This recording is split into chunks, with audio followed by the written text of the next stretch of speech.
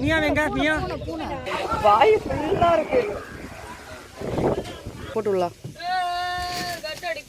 Hi சொல்லிருங்க அப்படியே hi சொல்லு. எங்க அம்மா சொல்றாரு.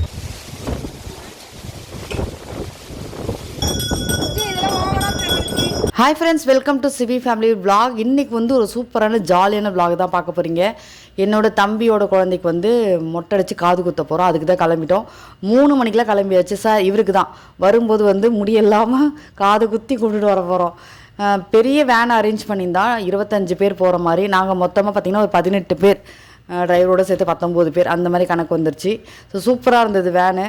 செம்ம ஜாலியாக யார் யாருக்கு எங்கெங்கே பிடிக்குதோ அங்கே போய் கம்ஃபர்டபுளாக எல்லோரும் உட்காந்தாச்சு. எப்போயுமே குட்டீஸ் வந்தோம் அப்படின்னா லாஸ்ட்டில் போய் உட்காந்துருவாங்க. நாங்கள் அதுக்கு முன்னாடி எப்படியுமே செட்டில் ஆகிடுவோம். அப்போ தான் கொஞ்சம் ஜாலியாக டான்ஸ் ஆடுறதோ பாட்டு பாடுறதோ அந்த மாதிரி யோசிச்சு உட்காந்தோம். பட் போகும்போது வரும்போது ரொம்ப போராக தான் இருந்துச்சு, தவிர பெருசாக வந்து என்ஜாய்மெண்ட் பண்ணவே இல்லை. ஏன்னா போகும்போது 3 மணிக்கு கிளம்பிட்டோன்றதால 2:45 2:30 எழுந்திரிச்சு கிளம்ப ஆரம்பிச்சிட்டோம். ஸோ அதனால் அந்த டயர்ட்னஸ் கொஞ்சம் இருந்துச்சா. அப்புறம் வந்துட்டு வேன்லேயும் பார்த்திங்கன்னா சீட்டிங் வந்து பெருசாக கம்ஃபர்டபுளாக இல்லை. அதனால் அதுவுமே வந்து அங்கங்கே கை கால் வலிச்சதால் டைம் கிடைக்கிற கேப்லாம் தூங்க தான் செஞ்சோமே தவிர பெருசாக வந்து என்ஜாய் பண்ணலை. ஸோ கொஞ்சம் விடிகிற சமயத்தில் போய் டீ மட்டும் குடிச்சிட்டோம் அங்கே. ஏன்னா இப்போ டைமிங் வந்து இருக்குது, அந்த டைமிங்குள்ளே போகணும் அப்படின்றதால, ஞாயிற்றுக்கிழமைன்றதால 11:30 12:30 நினைக்கிறேன். அதுக்குள்ளே நம்ம வச்சிடணும். அப்படி இல்லைன்னா அதுக்கப்புறம் அதை தாண்டி தான் வைக்கணும் அப்படின்னு சொல்லிட்டு டைமிங் பார்த்தாச்சு. ஸோ ஒரு டீயை மட்டும் குடிச்சிட்டு, ஏன்னா எல்லாருமே எம்டி ஸ்டமக்கில் வராங்களா, ஒரு மாதிரி கொம்பட்ட ஆரம்பிச்சிடும்ல, அதனால் போகலாம். டீ குடித்ததுக்கப்புறம் தான் கொஞ்சம் தெளிவாச்சு. அதுக்கப்புறம் நாலாம் பாருங்க தலையை விரிச்சு போட்டுட்டு ஈரமாக இருந்ததா சரின்னு சொல்லிட்டு ஃப்ரீயாக செம்ம காற்று. ஏசி வேன் தான் புக் பண்ணியிருந்தோம்.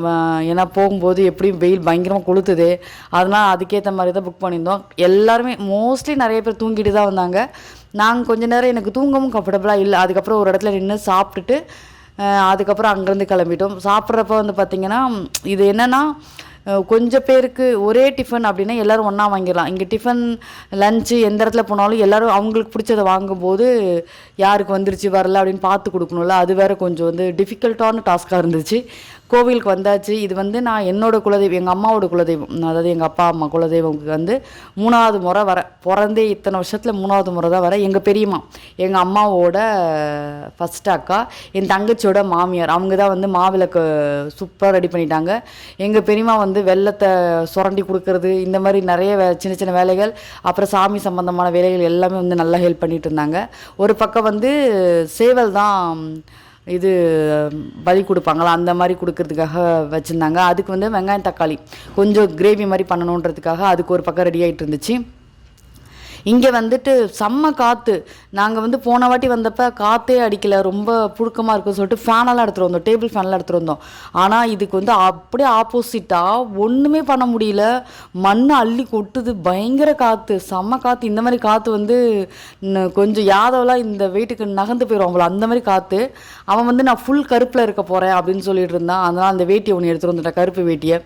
அதை போட்டுட்டு அவன் ஒரு அலப்பறை பண்ணிட்டு இருந்தான். இந்த பக்கம் வந்து பொங்கலுக்கு வந்து பாத்திரம்லாம் வச்சுட்டாங்க, ரெடி ஆகிடுச்சிருக்கு. ஏன்னா இந்த பக்கம் வந்து காது குத்தி மொட்டை அடித்து முடித்த உடனே பொங்கலை போட்டு படையல் போட்டணும். அதுக்கப்புறம் காது குத்தி முடித்த உடனே கறிகை செஞ்சு அது வந்து படையல் போடணும் அப்படின்னு சொல்லிட்டாங்க. அதனால் 1 by 1 ஒரு அவங்கவுங்களுக்கு என்னென்ன முடியுமோ அந்தந்த வேலையெல்லாம் செஞ்சுட்டு இருந்தாங்க. நிறைய பேர் சின்ன சின்ன ஹெல்ப் அப்படி பண்ணிட்டு இருந்தாங்க. இந்த பக்கம் சாப்பாடு வெந்துட்டு இருந்துச்சு. ஆக்சுவலாக இங்கே தான் பொங்கல் வைக்கிறதா பிளானு. ஆனால் பார்த்திங்கன்னா அடிக்கிற காற்றுக்கு ஒன்றும் பண்ண முடியல. சரி மண்ணாக போயிடுது அப்படின்னு, மண் நிறைய விழுதுன்றதுக்காக அங்கே எல்லாருமே உட்காரதுக்கு ஒரு ஷெட் மாதிரி போட்டிருந்தாங்க. அதுக்கு பக்கத்தில் காற்று வராதபடி அந்த இடத்துல வந்து பொங்கல் வச்சுட்டு இருந்தோம். ஸோ ஒரு பக்கம் பதட்டமாக இருந்தது. மொட்டை அடித்து காது குத்துனா இவன் எப்படி இருப்பான் அப்படி, குழந்தைன்றதால அந்த ஒரு மாதிரி இருக்குள்ள சென்டிமெண்ட்டாக பயமாக இருக்குள்ள, அது மாதிரி இருந்துச்சு. நான் என்னவோ நினச்சிட்டு போனது வேறு. போயிட்டு அங்கே போனோன்னு ட்ரெஸ் மாற்றிட்டு கொஞ்சம் ரெடி ஆகி சூப்பராக இருக்கணும் அப்படின்னு சொல்லிட்டான். ஆனால் அடிக்கிற காற்றுக்கும் செய்கிற வேலைக்கும் வந்துட்டு ஐயோ சுடிதார் தான் கம்ஃபர்டபுளாக இருக்கும் அப்படின்னு ஆயிடுச்சு. ஸோ காது குத்தி இது தலை மொட்டை அடித்ததுக்கப்புறம் ட்ரெஸ் மாற்றிக்கலாம் அப்படின்னு சொல்லிட்டு இருந்தோம். ஸோ தாய் மாமன் மடியில் தான் வச்சு மொட்டை அடிச்சிட்டு இருந்தாங்க. அவர் தான் வந்து என் தம்பியோட ஒய்ஃபோட அண்ணா, ஒரே ஒரு அண்ணா. அவர் கொஞ்சம் தைரியமாக தான் இருந்தார். சுற்றி இருக்கிற நாங்கள் தான் வந்துட்டு ஃபஸ்ட்டு எங்கள் அப்பா அழுவ ஆரம்பித்தார். அதுக்கப்புறம் எல்லோரும் கொஞ்சம் கொஞ்சமாக அப்படியே கண்ணு கலங்க ஆரம்பிச்சிச்சு. ஏன்னா குழந்தை அழுவுறதை பார்த்துட்டு நல்லா இருந்துச்சு அந்த மூமெண்ட்டு. அதுக்கப்புறம் வந்து பார்த்திங்கன்னா இந்த ட்ரெஸ் தான் ஃபைனலாக போட ஆரம்பிச்சிட்டேன். ஆக்சுவலாக சாரீ எல்லாமே அதுக்கான ஆக்சசரிஸ் எல்லாமே எடுத்துகிட்டு வந்துட்டேன். ஆனால் இந்த அடிக்கிற காற்றுக்கு பாருங்கள் எல்லோரும் எப்படி சுத்தமாக முடியவே இல்லை. அதனால் சரி போட்டுட்டு கம்ஃபர்டபுளாக இருக்காது. இப்போ நம்ம வேலை இல்லை, எல்லோரும் செஞ்சிட்ருக்காங்க, நம்ம நின்று தான் பார்க்க போகிறோம், அப்படி போயிட்டு இப்படி வர போகிறோம் அப்படின்ற மாதிரி தான் கண்டிப்பாக நான் சாரி கட்டியிருப்பேன். ஆனால் நம்மளும் கொஞ்சம் வேலை செய்ய வேண்டியது இருக்குது அப்படின்றதால இந்த சுடிதாரையே போட்டுட்டு தலையை வாரிட்டு பூவெல்லாம் வச்சுட்டு கொஞ்சம் ரெடி ஆயாச்சு. பசங்களும் வந்து பார்த்திங்கன்னா அவங்களுக்குலாம் பெருசாக வேலை இல்லை, யூனோ கார்டு எடுத்துகிட்டு வந்தாங்க, அதை வச்சு கொஞ்சம் விளையாடிக்கிட்டு இருந்தாங்க. அதுக்கப்புறம் கொஞ்சம் படுத்தாங்க, டயர்டாகிடுச்சு. ஸோ அங்கங்கே யார் எங்கெங்கே என்ன பண்ணுறாங்கன்னே தெரியல, அந்த மாதிரி எல்லாருமே சுற்றிக்கிட்டு இருந்தாங்க.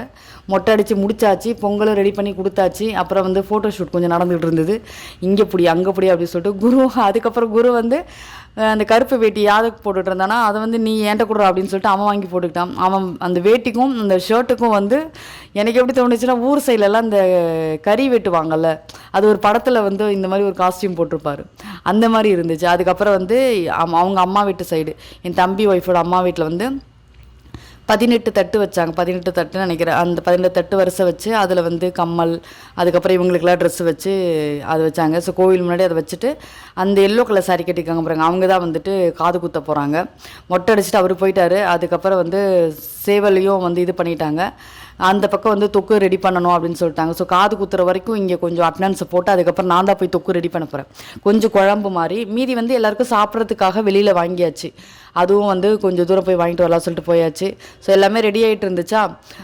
இங்கே வந்து ஒரு ஸ்பெஷல் என்ன அப்படின்னா, கருவேப்பிலை செடி பாருங்கள், இது ஃபுல்லாகவே கருவேப்பிலை செடி தான். ஒரு மரமும் இருக்குது, அதை சுற்றி அதோடைய விதை போட்டு போட்டு போட்டு கருவேப்பிலை செடி நிறைய இருக்குது. இங்கே என்ன ஒன்றுனா, நான் அன்றைக்கி தான் கேள்விப்பட்டேன், இந்த கருவேப்பிலை செடியை பறிக்கவே கூடாதான். அதாவது பறித்து சமையலுக்கோ நான் வீட்டில் எடுத்துகிட்டு போய் நடுறணும் அந்த மாதிரி வந்து யாரும் செய்ய மாட்டாங்க, செய்யவும் கூடாதான். அது வந்து இந்த கோயிலோட ஐதீகம். அங்கே இருக்கிற எல்லா செடியும் கருவேப்பிலை செடி தான். சூப்பராக இருக்குது, எல்லா கருவேப்பிலை செடியும் சூப்பராக இருக்குது. இப்படி சொன்னதுக்கப்புறம் பறிக்க கூட பயமாக இருந்துச்சு. ஏன்னா கறி தூக்கு செய்கிறதுக்கு ஒரு கருவேப்பிலை போடலான்னு தோணுச்சா, ஐயோ வேண்டாம், அவங்க சென்டிமெண்ட்டாக வர சொல்லிட்டாங்க, அதனால் அதை தொடக்கூடாது அப்படின்னு சொல்லிட்டு பயமாக இருந்தது.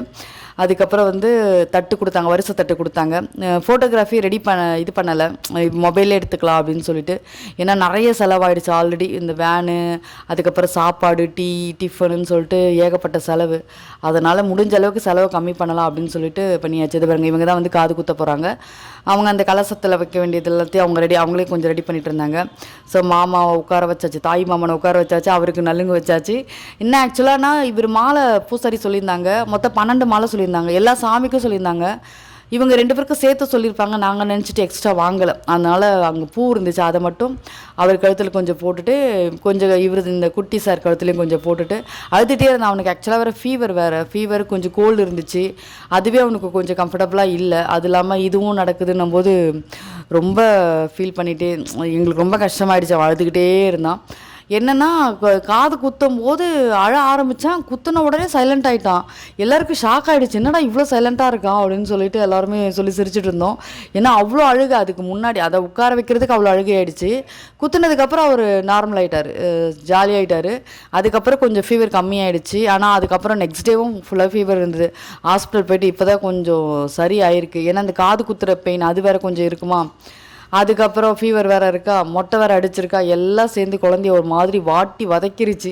இப்போ 2 பக்கமும் காது குத்திட்டு அதில் குங்குமம் வச்சுட்டு அப்புறம் சாமி கும்பிட்டாச்சு. நான் வந்து நீங்கள் இதுக்கப்புறம் வீடியோ எடுங்கப்பா, நான் போகிறேன் அப்படின்னு சொல்லிட்டு நான் போயிட்டு இது செய்ய ஆரம்பிச்சிட்டேன், தொக்கு செய்ய ஆரம்பிச்சிட்டேன்.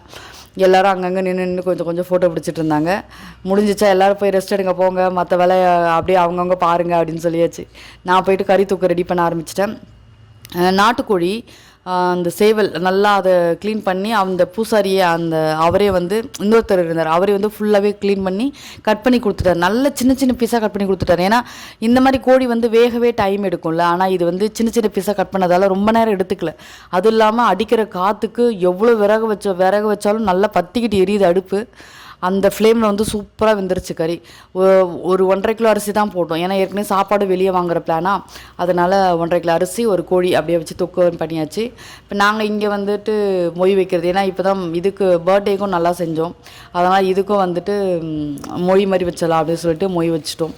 ஸோ ஃபுல்லாக முடிச்சுட்டு அதுக்கப்புறம் சாப்பிட்டுட்டு எல்லாருமே வந்து ரெடி பண்ண ஆரம்பித்தோம். ஒன்று வந்து 4:30க்குள்ளே கிளம்பணும், அப்படி இல்லைன்னா 6 மணிக்கு மேலே கிளம்பணும்னு சொல்லிட்டாங்க. ஆனால் அப்படி இப்படி சாப்பிட்டு அப்படி கிளம்பவே டைம் ஆகிடுச்சு. அதனால் கொஞ்சம் நேரம் நாங்கள் வெயிட் பண்ணிகிட்டே இருந்தோம். 5:30க்கெலாம் வெளியே வந்துவிட்டோம். 5:30க்கெலாம் அதை கோவிலே தான் இருக்கும், ரெஸ்ட் ரூம் போகிறது இந்த மாதிரிலாம் எல்லாமே இருந்தோம். ஸோ 6 மணி வரைக்கும் அதுக்காக அந்த டைமிங்காக வெயிட் பண்ணிகிட்டே இருந்தோம். இங்கே பாருங்கள் கோயில் நல்ல பெருசு சூப்பராக. லாஸ்ட் டைம் அப்படியே இந்த டைம் வந்து பயங்கரமாக க்ளீன் பண்ணி வச்சுருந்தாங்க. நல்லா இருந்துச்சு பார்க்கவே. ரொம்ப அமைதியாக நல்லபடியாக நாங்கள் போன காரியம் சூப்பராக முடிஞ்சிருச்சு. இந்த வேன் தான் நாங்கள் கிளம்புறோம். இந்த வீடியோ உங்களுக்கு ரொம்ப பிடிச்சிருக்கு நம்புறேன். உங்கள் எல்லோரும் அடுத்த வீடியோ சந்திக்கிறேன். அது வரைக்கும் பாய்.